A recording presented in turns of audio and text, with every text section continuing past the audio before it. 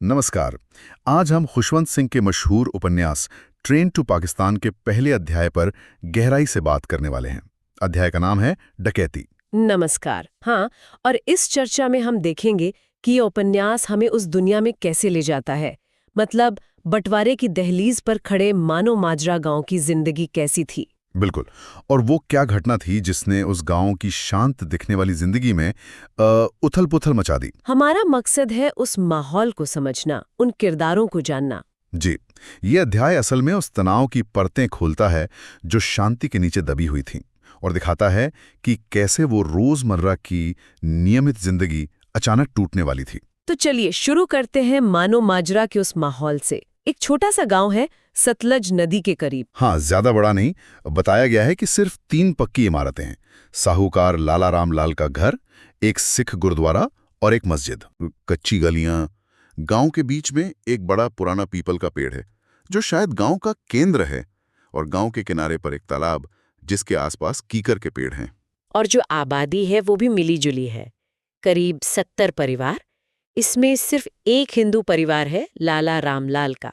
बाकी सब सिख और मुसलमान हैं, लगभग बराबर संख्या में। हाँ, और उनमें भी एक सामाजिक बंटवारा दिखता है।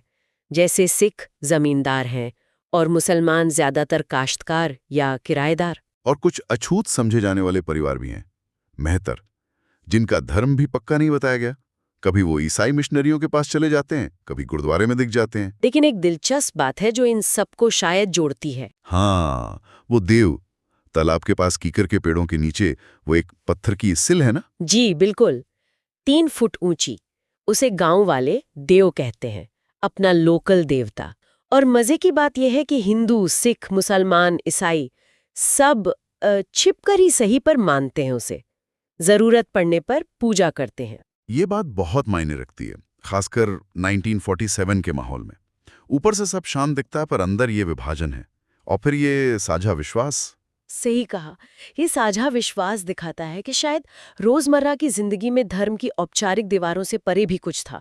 कोई गहरा डर, या शायद बस एक पुरानी परंपरा। गांव से करीब मील भर दूर सतलुज पर वो बड़ा रेल का पुल है, 18 मेहराबों वाला। और उसी पुल की वजह से मानो माजरा का छोटा सा रेलवे स्टेशन इतना अहम हो जाता है। क्योंकि पुल पर पटरी एक ही है। हाँ, तो ट्रेनों को क्रॉस करने के लिए स्टेशन पर रुकना पड़ता है, जिसके लिए कई साइडिंग लाइनें बनी हुई हैं। और ये स्टेशन गांव की जिंदगी का क्या कहते हैं, एक तरह से केंद्र बिंदु है। हाँ, हालांकि यात्री गाड़ियां ज्यादा नहीं रुकती। हाँ, मालगाड़ियां ज्यादा हैं।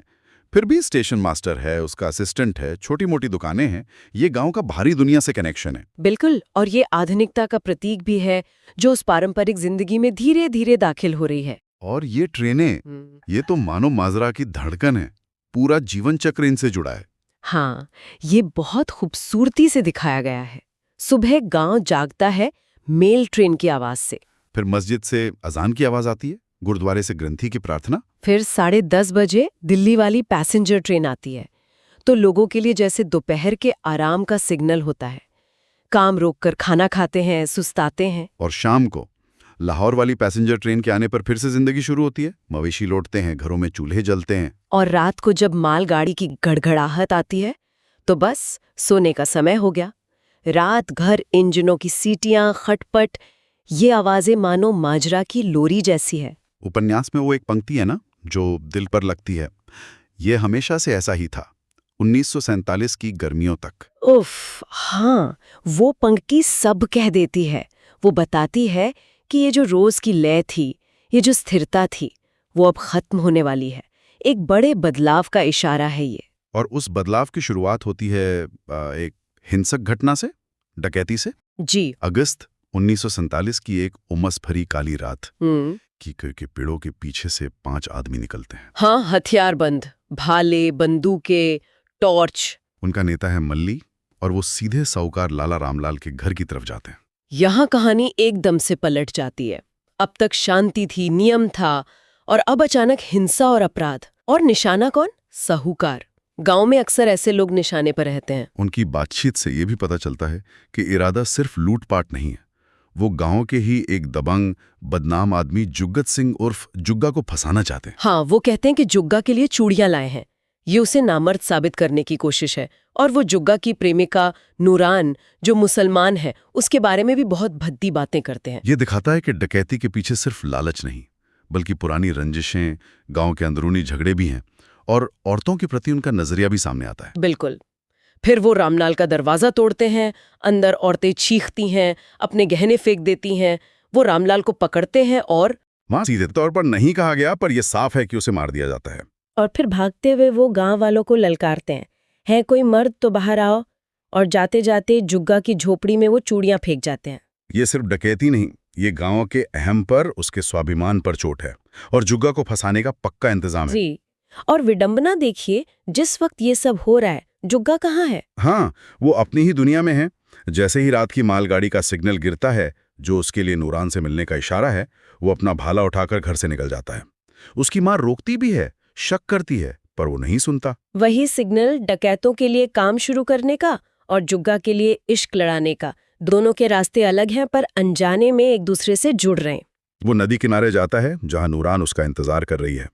पहले थोड़ी छेड़छाड़, नोकझोंक होती है। हाँ, फिर जुग्गा जबरदस्ती करता है और उनके बीच शारीरिक संबंध बनता है। नूरान का गुस्सा बाद में फूटता है, तुम बस एक किसान हो। ये जुग्गा का किरदार बड़ा पेचीदा है। गांव उसे बदमाश समझता है, लंबा, तगड़ा, ताकतवर, शायद खतरनाक भी। पर वो प्यार भी करता है, और उसका प्यार धर्म की सीमाओं को नहीं मानता। एक सिख एक मुस्लिम लड़की से 1947 में ये कोई मामूली बात नहीं थी। उनके रिश्ते में ताकत का खेल भी है, जबरदस्ती भी। हाँ, और सबसे बड़ी बात ये कि डकैती की रात उसका नूरान के साथ होना उसे पूरी तरह अकेला कर देता है। उसके पास कोई गवाह नहीं है कि वो डकैती में शामिल नहीं था। यही बात उसे फंसा देती है। तो एक तरफ गांव में ये चल रहा है, दूसरी तरफ पास के डाक बंगले में सरकारी दुनिया का एक नुमाइंदा मौजूद है, मजिस्ट्रेट हुकुमचंद। जी, हुकुमचंद। वो उस पुरानी या कहे नई नई आज़ाद हुई नौकरशाही का प्रतीक है। जमीन से थोड़ा कटा हुआ, पर लॉ एंड ऑर्डर को लेकर फिक्रमंद। डाक बंगला अफसरों में शिकार के लिए काफी लोकप्रिय था। हुकुमचंद वहां ठहरा हुआ है और सब इंस्पेक्टर से बातें कर रहा है। वो इस बात से कुछ राहत में है कि उनके इलाके में अभी तक कोई बड़ा हिंदू मुस्लिम दंगा नहीं हुआ। हाँ, पर पाकिस्तान से जो खबरें आ रही हैं, शेखुपुरा, गुजरांवाला में जो कत्लेआम हुआ है, उससे वो डरे हुए हैं। उन्हें डर है कि अगर उधर से लाशों से भरी ट्रेनें आई तो यहाँ भी बदले की आग भड़क सकती है। ये बातचीत उस बड़े खतरे की तरफ इशारा करती है जो मानो माजरा के दरवाजे पर खड़ा है। और इसी बातचीत में जुग्गा का जिक्र आता है, इलाके का मशहूर बदमाश, और नूरान के साथ उसके रिश्ते का भी। मतलब प्रशासन की नजर में वो है। बिल्कुल।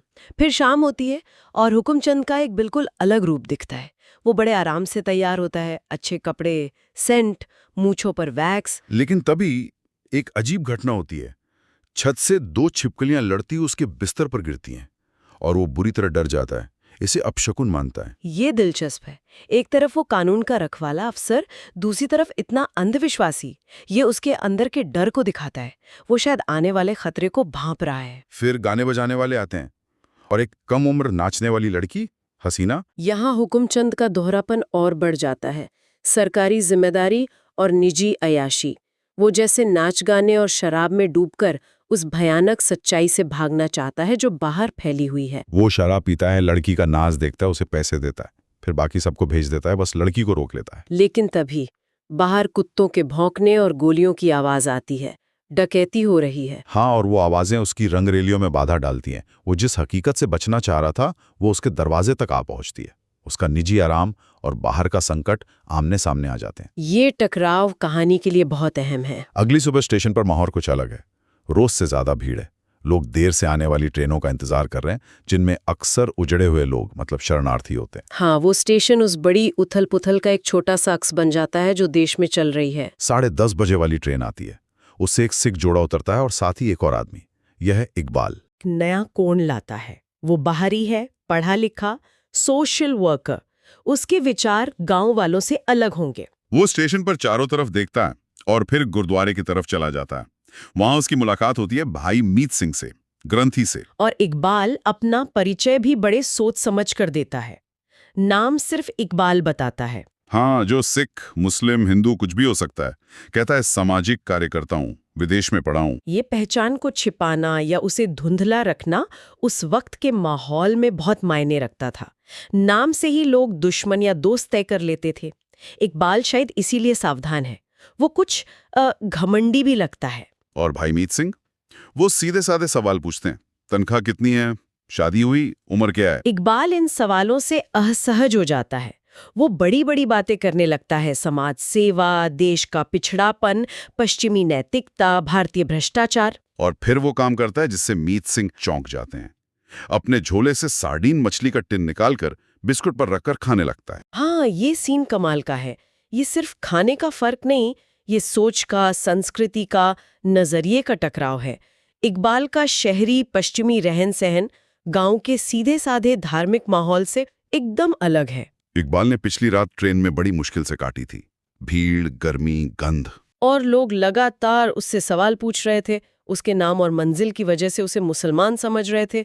वो सफर उस वक्त की मुश्किलों और शक के माहौल को दिखाता है। मानो माजरा पहुंचकर उसे राहत तो मिली, पर सो नहीं पाया। गर्मी और मक्खियां। और वो लेटे लेटे पंजाबियों के बारे में सोचता है कि यहाँ किताबी सच्चाई या ईमानदारी से ज्यादा वफादारी मायने रखती है अपने दोस्त, अपने गांव के लिए। नर आदमी वही है जो अपनों का साथ दे। जब उसे पता चलता है कि जुग्गा डकैती के इल्जाम में पकड़ा गया है, तो वो मीत सिंह से बहस करता है।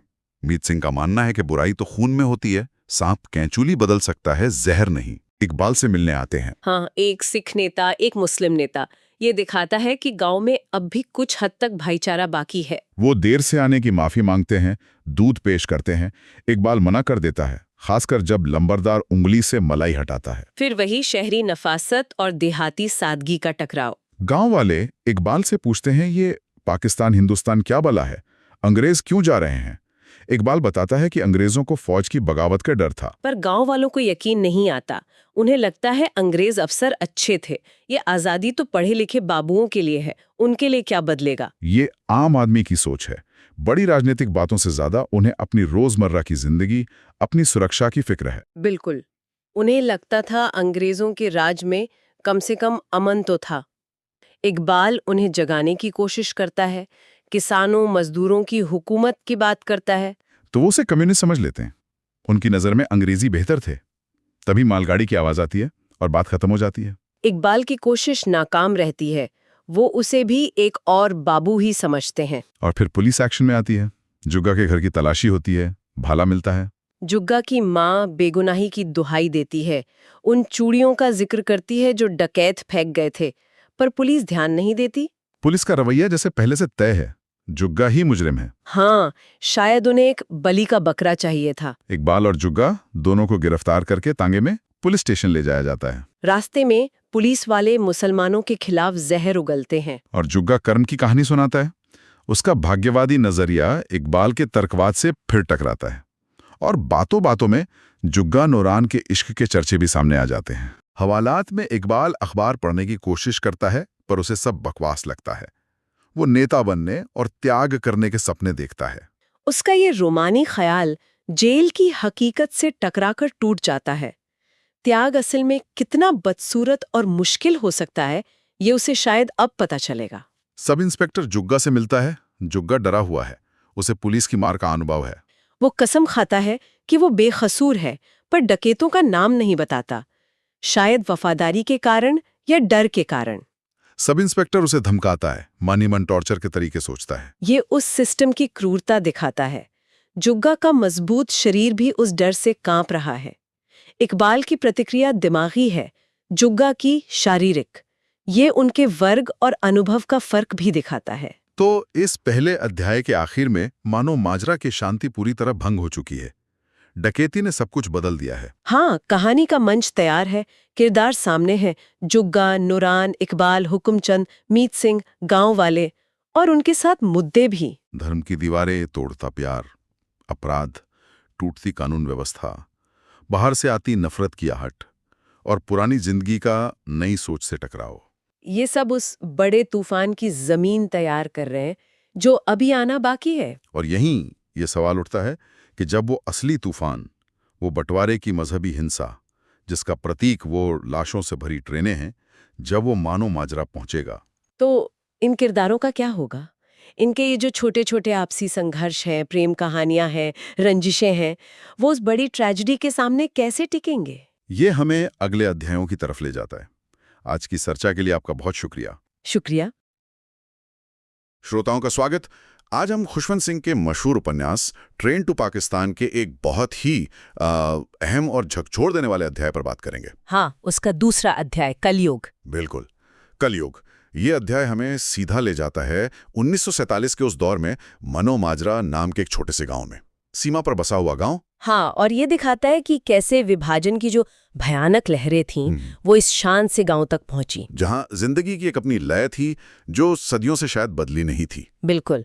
तो कलयुग सिर्फ एक नाम नहीं है, ये उस अंधेरे और उथल-पुथल का प्रतीक है जो विभाजन के साथ गांव में आता है। तो आज हम इसी अध्याय की परतों को खोलेंगे, समझने की कोशिश करेंगे कि डर, शक, हिंसा, इसने गांव के माहौल को, लोगों की जिंदगी को कैसे बदला। हाँ, देखते हैं कि ये सब कैसे हुआ। तो चलिए शुरू करते हैं। अध्याय की शुरुआत ही होती है एक अजीब सी बात से, है ना?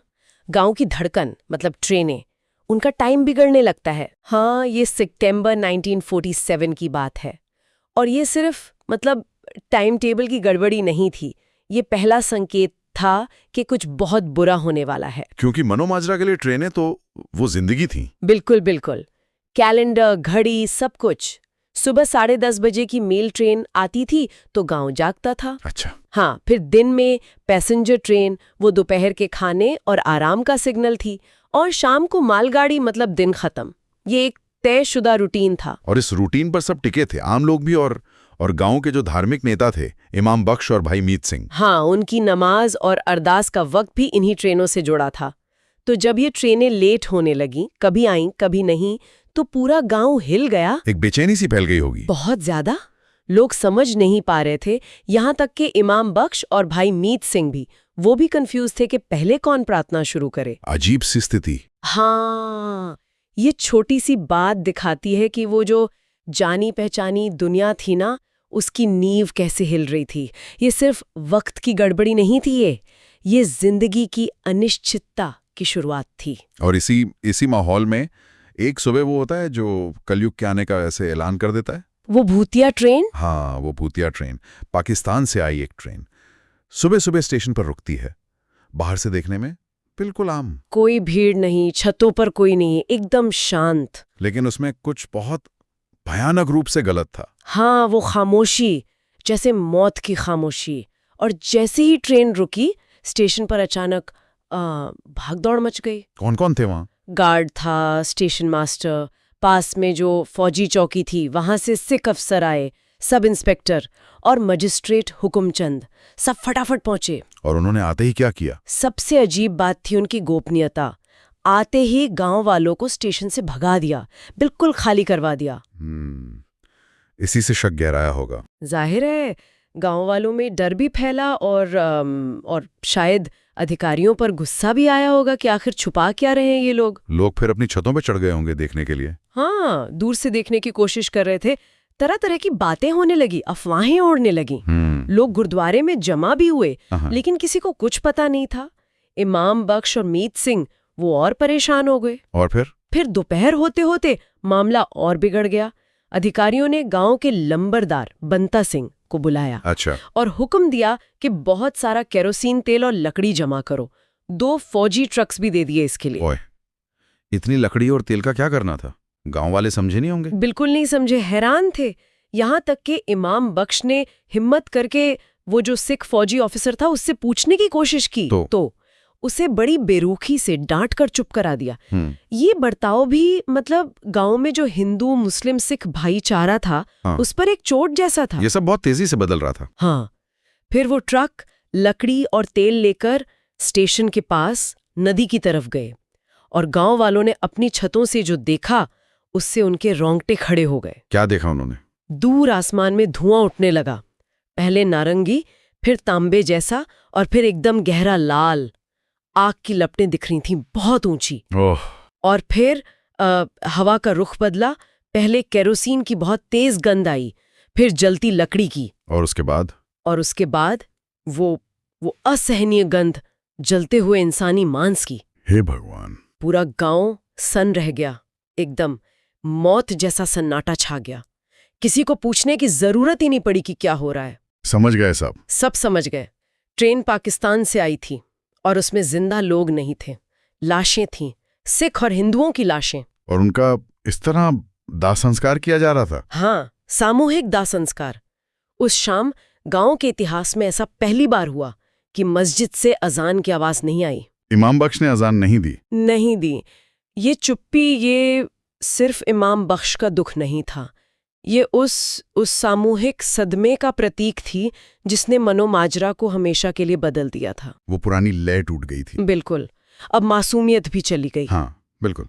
और इस पूरी वहशत का जो मनोवैज्ञानिक केंद्र था वो थे मजिस्ट्रेट हुकुमचंद। हाँ, क्योंकि वो वहां मौजूद थे, सब देख रहे थे, करवा रहे थे। बिल्कुल। दिन भर लाशों को उतरवाना, फिर उनके दाह संस्कार का इंतजाम करना, इस सब ने उन्हें शुरू में जैसे सुन्न कर दिया था। मौत देखना उनके काम का हिस्सा था, पर ये अलग था। ये बहुत अलग था। ये नरसंहार था। मतलब इतनी क्रूरता अकल्पनीय थी। उनके जहन पर इसका गहरा असर हुआ। वो उस बूढ़े किसान की लाश का जिक्र करते हैं। हाँ, वो बूढ़ा दाढ़ी वाला किसान, हाँ। जो ऊपर की बर्थ पर ऐसे पड़ा था जैसे नीचे जो कत्लेआम हुआ उसे शांत भाव से देख रहा हो।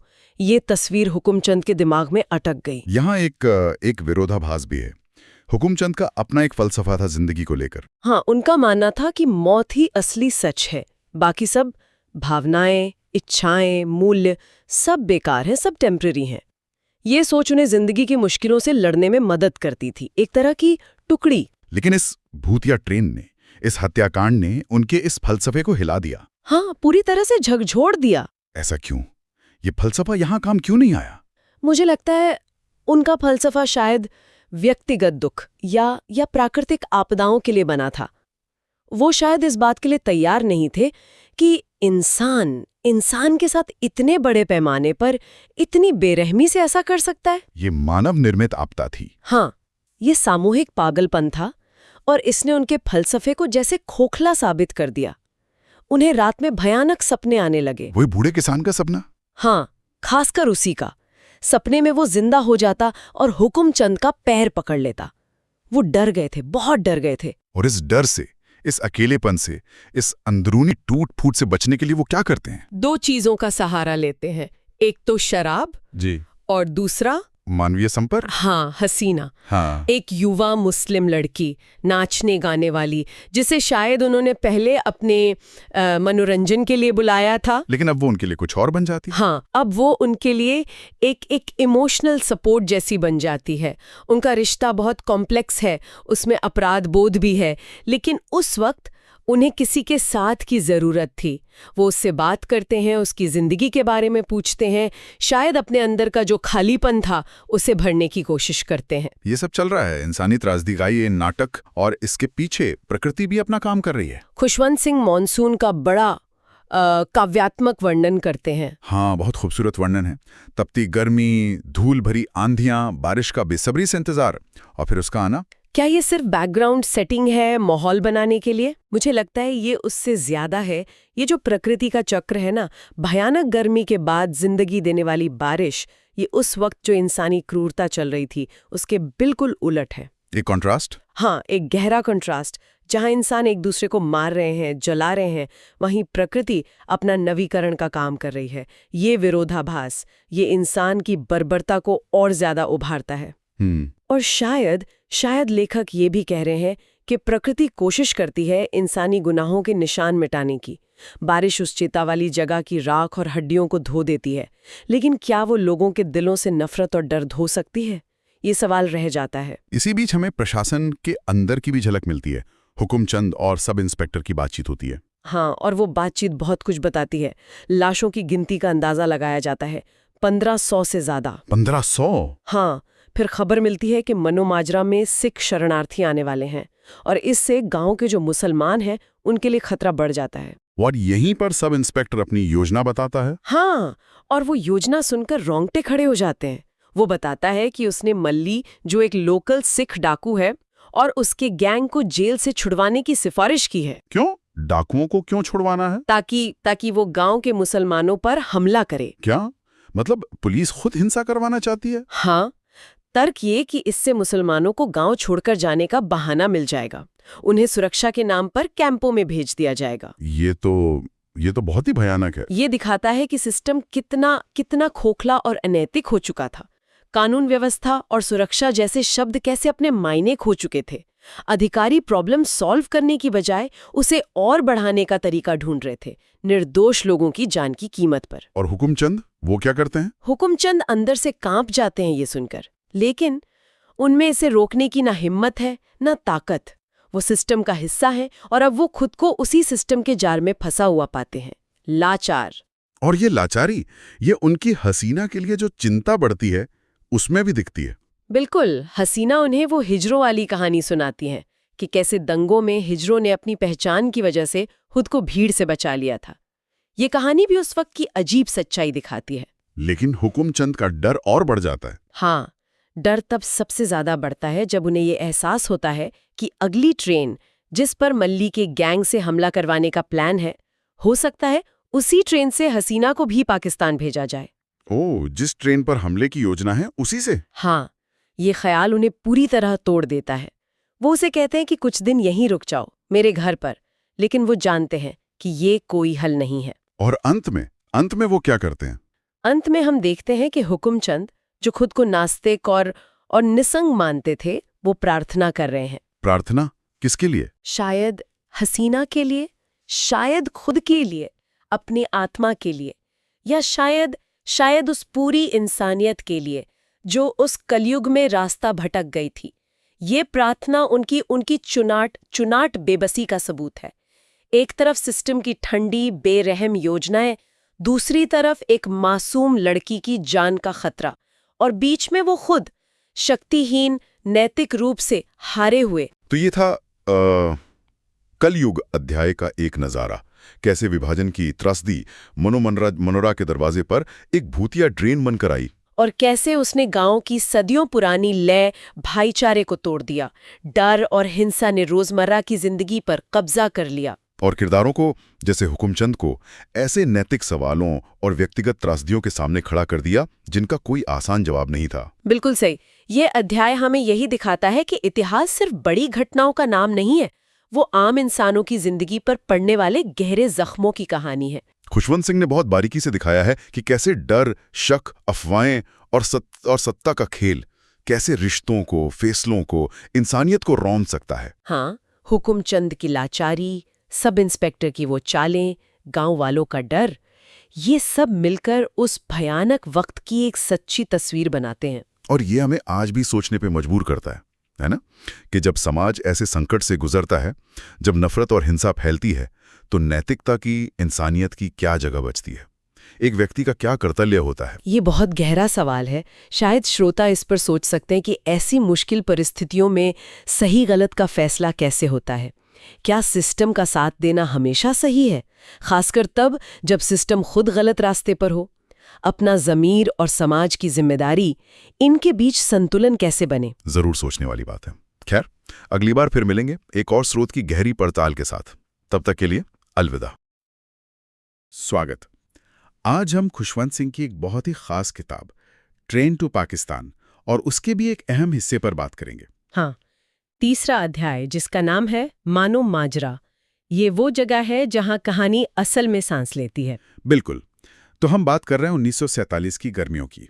बंटवारा हो चुका है, सरहद बन गई है, लेकिन यह गांव मानो माजरा, जो बिल्कुल बॉर्डर पर है, वहां तक अभी वो बंटवारे की आग, वो हिंसा सीधे तौर पर नहीं पहुंची है।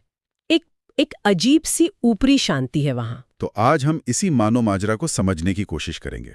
ये गांव था कैसा, लोग कौन थे, उनकी जिंदगी कैसे चलती थी, और सबसे जरूरी, उस उथल-पुथल से ठीक पहले रेलवे स्टेशन और ट्रेनों का इस गांव की जिंदगी में क्या रोल था? क्या वो सिर्फ आने जाने का साधन थी या कुछ ज्यादा? चलिए फिर शुरू करते हैं मानो माजरा की कहानी। मानो माजरा, जैसा आपने कहा, कोई बहुत बड़ा गांव नहीं है। मुश्किल से 70 घर होंगे, और पक्की ईंटों की इमारतें तो गिनी चुनी हैं, सिर्फ 3। हाँ, एक तो लाला रामलाल, जो गांव के साहूकार और अकेले हिंदू परिवार के मुखिया हैं, उनका घर। दूसरा सिख गुरुद्वारा, और तीसरी मस्जिद। और ये तीनों इमारतें एक तिकोने से मैदान के किनारों पर है। और उस मैदान के बीच में वो बड़ा पुराना पीपल का पेड़। गांव की पहचान जैसा। बिल्कुल। बाकी पूरा गांव मिट्टी के घर हैं, सपाट छतें, कच्ची दीवारें और पतली पतली गलियां जो उन्हें जोड़ती हैं। एक आम सा नजारा लगता है। लेकिन लोगों की बसावट दिलचस्प है। आपने बताया लाला रामलाल अकेले हिंदू हैं, बाकी कौन है? बाकी सिख और मुसलमान हैं और उनकी आबादी भी लगभग बराबर ही है। अच्छा। और यहाँ एक सामाजिक आर्थिक समीकरण भी है। जमीनें ज्यादातर सिखों की हैं। और मुसलमान उनके किराएदार हैं? हाँ, पीढ़ियों से वो साथ मिलकर खेती करते हैं। एक तरह का तालमेल है उनके बीच। और एक छोटा सा समूह और भी था शायद, मेहतर परिवारों का। हाँ, कुछ मेहतर परिवार भी हैं। उनकी धार्मिक पहचान थोड़ी मिलीजुली सी है। मतलब? मुसलमान उन्हें अपना ही मानते हैं, पर कभी वो अमेरिकी मिशनरियों के असर में आ जाते हैं तो खाकी टोपी पहनकर भजन गाने लगते हैं। अच्छा। और कभी-कभी गुरुद्वारे भी चले जाते हैं। तो उनकी पहचान थोड़ी लचीली सी है। ये उस वक्त की मिलीजुली तस्वीर दिखाता है। लेकिन एक और चीज थी जो सबको जोड़ती थी, है ना? वो देव। हाँ, ये बहुत ही अनोखी बात है। गांव के तालाब के पास एक कीकर के पेड़ के नीचे बलुआ पत्थर का एक 3 फुट ऊंचा स्लैब है।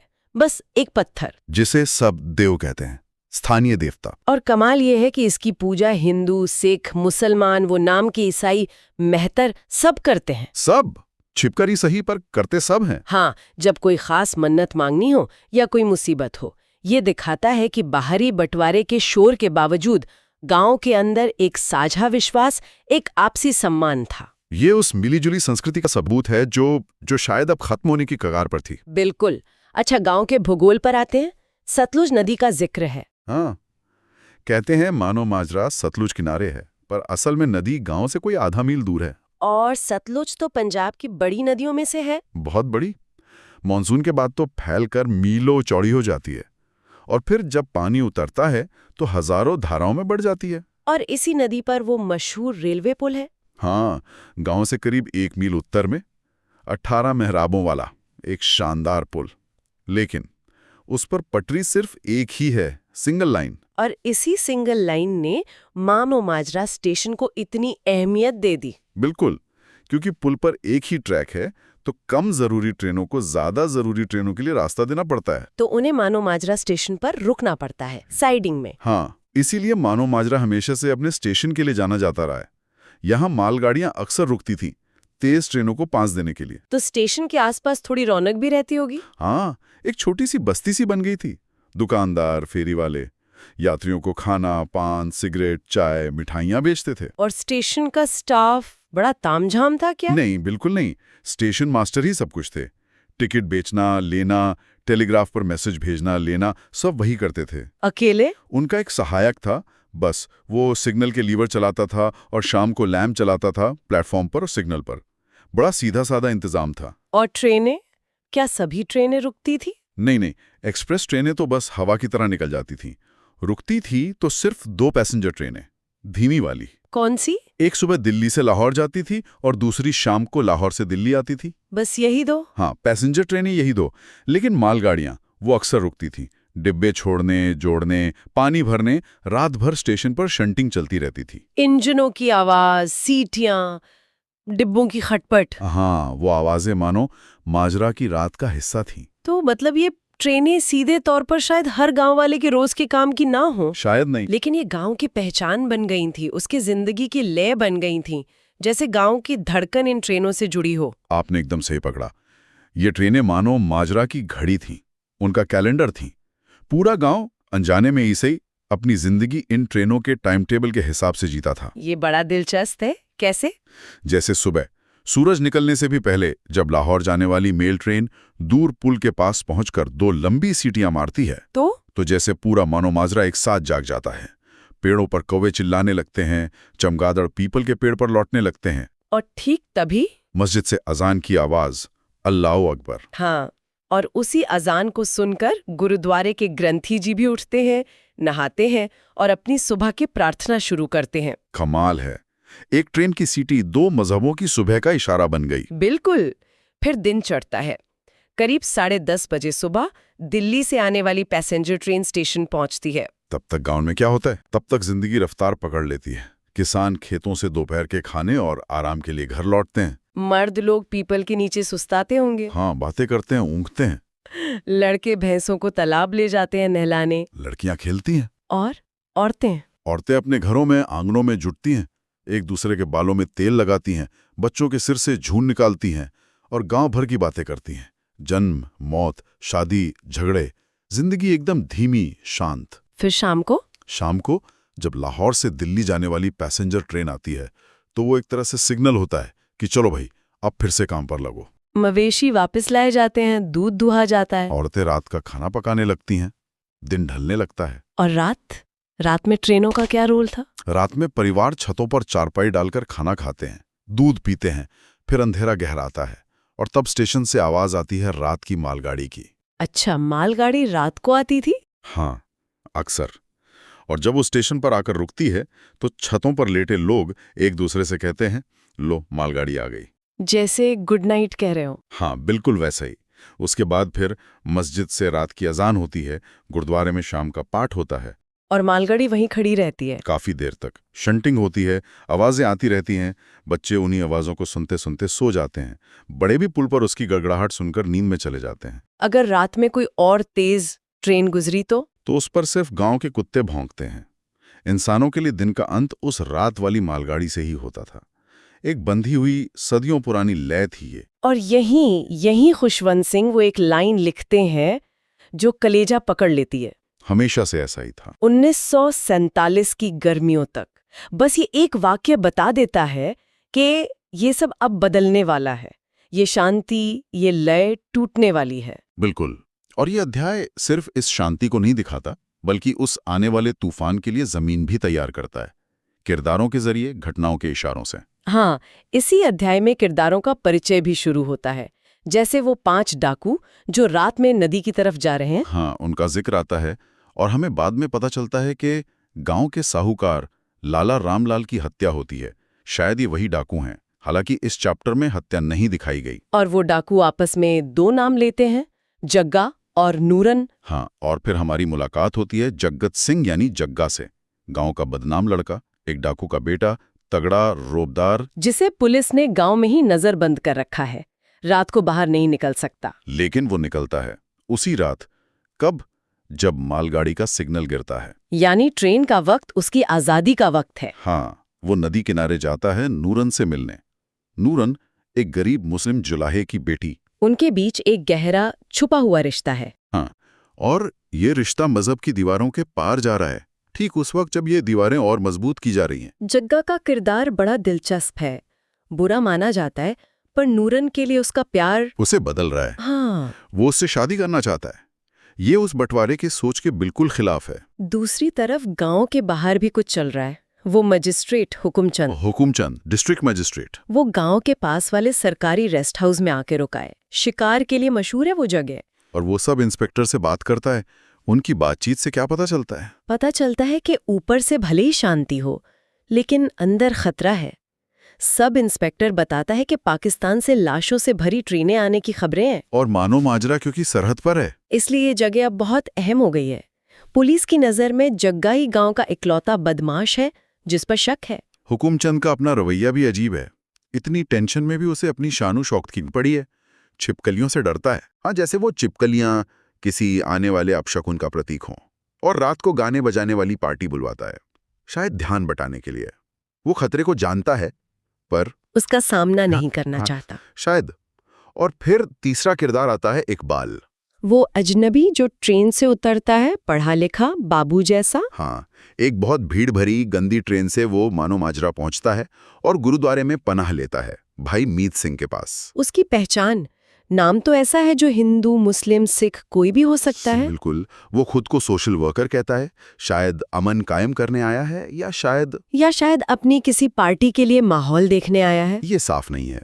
वो गांव को, यहाँ के लोगों को, उनकी गरीबी, उनके विश्वास को एक बाहरी नजर से देखता है, आलोचना भी करता है। उसके मन में भी कश्मकश है, अकेलापन है। हाँ, वो बदलाव चाहता है, पर कैसे, ये शायद उसे भी नहीं पता। तो ये 3 किरदार, जग्गा का इश्क, हुकुमचंद की चिंता और बेपरवाही, और इकबाल का रहस्यमय मिशन, ये सब मानो माजरा की शांति में दरारें डाल रहे हैं। हाँ, अब तस्वीर साफ हो रही है। गांव की शांति कितनी नाजुक है।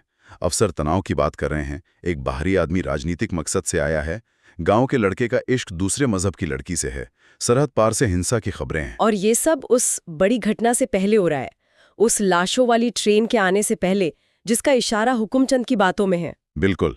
अध्याय 3 असल में स्टेज सेट कर रहा है उस भयानक तूफान के लिए जो मानो माजरा की जिंदगी को हमेशा के लिए बदल देगा। ये अध्याय दिखाता है कि कैसे रोजमर्रा की जिंदगी, ट्रेनों की लय और आपसी भाईचारा चल रहा था। लेकिन साथ ही वो बारीक दरारें भी दिखाता है जो चौड़ी होने वाली थीं। कैसे बाहर की नफरत और सियासत आम लोगों की जिंदगी में घुस रही थी। तो हमने देखा मानो माजरा का वो शांत, अपनी लय में बहता पर अंदर से कांपता हुआ जीवन, ट्रेनों की वो अहमियत जो सिर्फ सफर से कहीं ज्यादा थी, वो भाईचारा जो टूटने की कगार पर था, और वो किरदार और तनाव जो आने वाले कल का खौफनाक इशारा दे रहे थे। मानो माजरा जैसे उस वक्त के हिंदुस्तान का एक छोटा सा रूप था। हाँ बिल्कुल। और यहाँ एक सवाल शायद हम सोचने के लिए छोड़ सकते हैं। खुशवंत सिंह ने इतनी मेहनत से जो ये दुनिया बनाई है, रोज की आदतें, पड़ोसियों का मेलजोल, ट्रेनों की बंधी बंधाई लय, बाहरी दुनिया की नफरत और हिंसा, इस गहरे रचे बसे ताने बाने को, इस लय को कितनी आसानी से और कितनी बेरहमी से तोड़ सकती है। और जब किसी समाज की, किसी गांव की जिंदगी की वो लय ही टूट जाए, उसकी पहचान की वो धड़कनी बंद हो जाए, तो पीछे क्या बचता है? ये सवाल हमें उन घटनाओं की तरफ ले जाता है जो मानो माजरा का मुस्तकबिल तय करने वाली थी।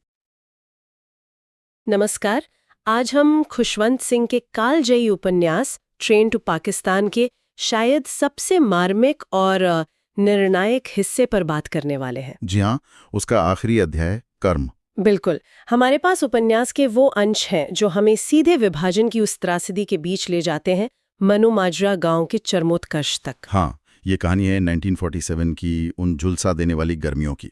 मनो माजरा भारत पाक सीमा पर बसा एक गांव, पहले शांत था, सिख और मुसलमान साथ रहते थे सदियों से। लेकिन फिर विभाजन की आग वहां तक पहुंच गई। बिल्कुल।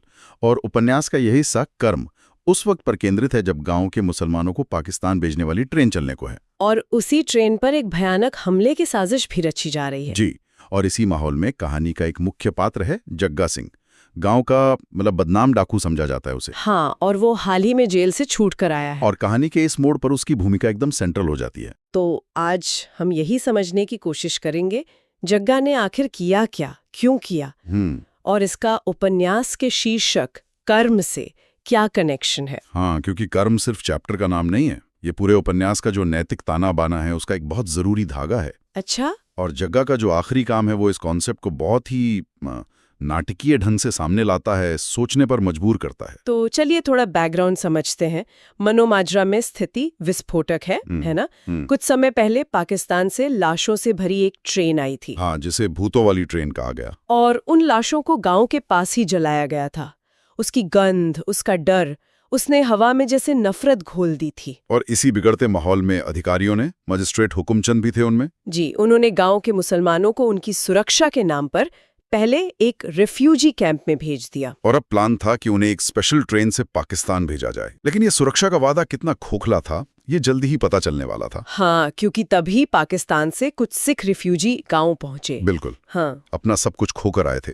उनमें दर्द था, गुस्सा था, बदले की भावना थी। और उन्हें वहां मिल गया एक स्थानीय कट्टरपंथी युवा नेता। हाँ। और मल्ली का गिरोह भी। हाँ, मल्ली, वही जिस पर शुरू में गांव के लाला रामलाल जो हिंदू थे उनकी हत्या का शक था। सही। तो ये सब मिल गए। हाँ, और इन्होंने मिलकर गांव के कुछ सिखों को भड़काया, योजना बनाई कि उस ट्रेन पर हमला करेंगे। उसी ट्रेन पर जिससे उनके अपने पुराने पड़ोसी गांव के मुसलमान जा रहे थे। विडंबना देखिए। और जिस मल्ली पर हत्या का आरोप था वो अब देशभक्ति और धर्म के नाम पर और बड़ी हिंसा की तैयारी में लग गया। और कहानी में एक और ट्विस्ट है।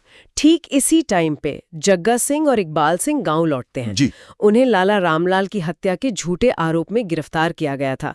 अब वो बेगुनाह साबित होकर छूटे हैं। उनका लौटना कहानी में एक नया मोड़ लाता है। जग्गा लौटता तो है पर उसका ध्यान गांव की इस उथल पुथल से ज्यादा अपनी प्रेमिका नूरान पर है। नूरान, इमाम बख्श की बेटी, मुस्लिम लड़की। हाँ, और जग्गा का उसके साथ गहरा छुपा हुआ प्यार का रिश्ता है। उसे पता चलता है कि नूरान भी उसी ट्रेन में है जिसे निशाना बनाने की योजना है। ओहो, ये जानकारी तो जग्गा के लिए एक जबरदस्त नैतिक संकट खड़ा कर देती होगी। बिल्कुल। एक तरफ उसका अपना सिख समुदाय है जिसके कुछ लोग बदले की आग में जल रहे हैं, शायद उसे भी उकसाएं। और दूसरी तरफ नूरान है, उसका प्यार, उसकी जान। हाँ, ये सिर्फ दो समुदायों की लड़ाई नहीं रह जाती, ये जग्गा के अंदर की लड़ाई बन जाती है। यही शायद उपन्यास व्यक्ति और समुदाय के रिश्ते पर सवाल उठाता है ना? सही कहा। क्या समुदाय के प्रति वफादारी व्यक्तिगत रिश्तों और इंसानियत से ऊपर है? जग्गा जो समाज के हाशिए पर था, वो अचानक कहानी के नैतिक केंद्र में आ जाता है। और हमले की योजना, वो तो अपने आप में विभाजन की क्रूरता दिखाती है। बच्चे पर नदी के ऊपर एक मोटा मजबूत रस्सा बांधा जाएगा। हाँ, और रस्सा ऐसी ऊंचाई पर बांधना था कि ट्रेन का इंजन तो नीचे से निकल जाए, लेकिन छत पर जो खचाखच लोग बैठे होंगे, मर्द, औरतें, बच्चे, जी, वो सब उस रस्से की चपेट में आ जाएं। ओह, तेज रफ्तार ट्रेन पर वो रस्सा एक धारदार हथियार की तरह काम करता। सैकड़ों लोगों को या तो नदी में गिरा देता या उनके सिर काट देता। मकसद साफ था, मास मर्डर। कितना भयानक। अच्छा, अब दूसरी तरफ देखते हैं, इकबाल सिंह। हाँ, वो पढ़ा लिखा, बाहर से आया सामाजिक कार्यकर्ता, मॉडर्न सोच वाला। वो तो गांव में सुधार लाने आया था, लोगों को जागरूक करने। उसे भी पता चला इस हमले की योजना का। जी, गांव के ग्रंथी भाई मीत सिंह ने उसे बताया था, जी। शायद इस उम्मीद में कि इकबाल कुछ करेगा। लेकिन इकबाल की प्रतिक्रिया बिल्कुल अलग थी। उपन्यास हमें उसके अंदर दो दिमागी कश्मकश चलती है वो दिखाता है। क्या सोचता है वो? वो सोचता है, क्या मुझे दखल देना चाहिए? मेरी जान की क्या कीमत है? क्या इन अनजान लोगों के लिए मरना बेवकूफ़ी नहीं होगी? और फिर वो इस नतीजे पर पहुंचता है कि इस सामूहिक पागलपन में एक अकेला आदमी कुछ नहीं कर सकता। कि अगर वो मारा गया तो कोई जानेगा भी नहीं क्यों मरा। हाँ, लोग उसे हिंदू, सिख या मुसलमान समझकर बस भुला देंगे। उसका जो आदर्शवाद था, वो यहाँ प्रैक्टिकल डर और सेल्फ प्रिजर्वेशन के आगे हार जाता है। ये तो एक तरह से पढ़े लिखे बौद्धिक वर्ग की निष्क्रियता पर भी टिप्पणी है शायद। बिल्कुल, सिंह शायद यही दिखा रहे हैं।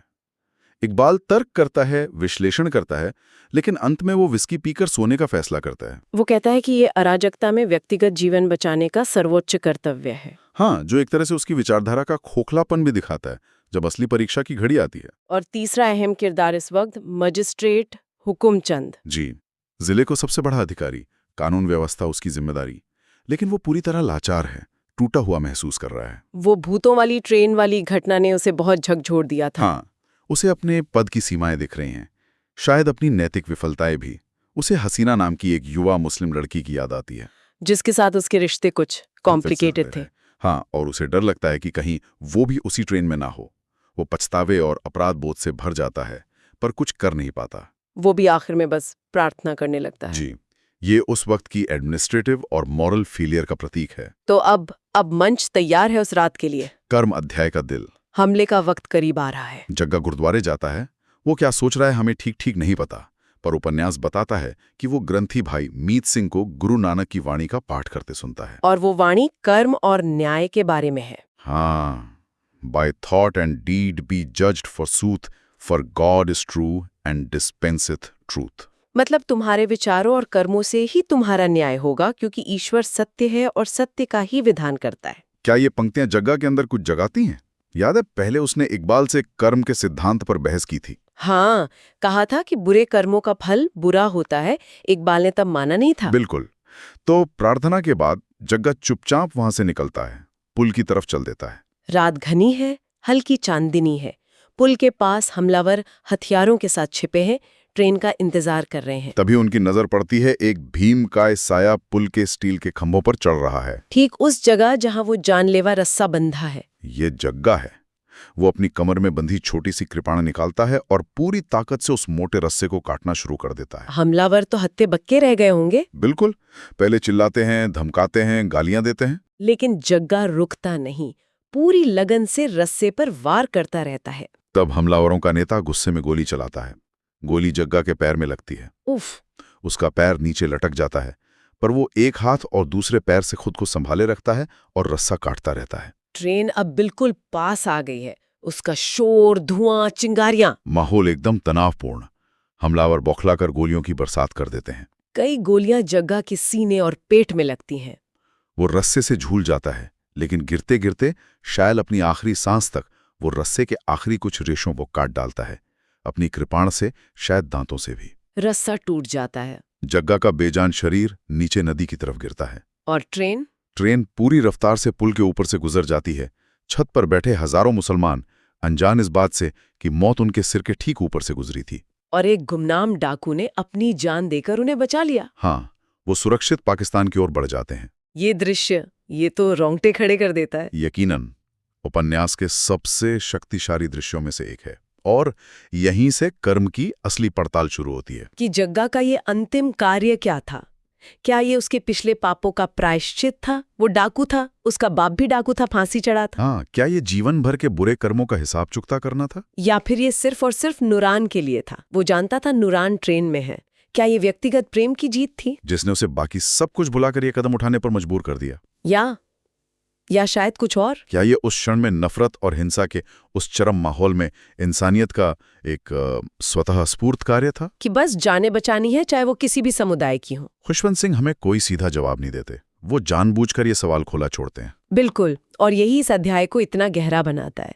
जग्गा ने पहले कर्म पर जो बातें की थी, वो शायद किताबी थी। हाँ, पर उसका ये अंतिम कर्म, ये एक्शन कर्म के सिद्धांत को एक नई प्रैक्टिकल और बहुत जटिल परिभाषा दे देता है। ये दिखाता है कि कर्म शायद सिर्फ अतीत का हिसाब किताब नहीं, बल्कि वर्तमान में किए गए चुनाव का नाम है। और इसकी तुलना इकबाल और हुकुमचंद से करना बहुत जरूरी हो जाता है। हाँ, जहाँ पढ़ा लिखा इकबाल तर्क वितर्क में उलझकर निष्क्रिय रह गया, और शक्तिशाली हुकुमचंद लाचार होकर प्रार्थना करने लगा, वहीं जग्गा, जो समाज की नजरों में गिरा हुआ था, सबसे निर्णायक और साहसी कदम उठाता है।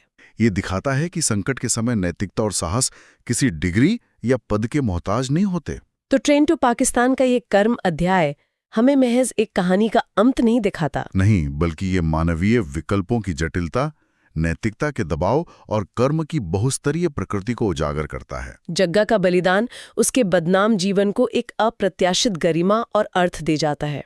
हाँ, उसका एक कार्य सैकड़ों जानें बचाता है, लेकिन उससे भी बढ़कर वो उस अंधेरे समय में प्रेम, साहस और शायद मुक्ति की एक महीन सी किरण दिखाता है। ये बताता है कि भीषण नफरत के दौर में भी इंसान के अंदर कुछ ऐसा है जो उससे ऊपर उठ सकता है। ये कर्म का वो रूप है जो सिद्धांतों से ज्यादा असरदार होता है, जिसका प्रभाव वास्तविक होता है। वाकई, जग्गा की कहानी हमें सोचने पे मजबूर करती है।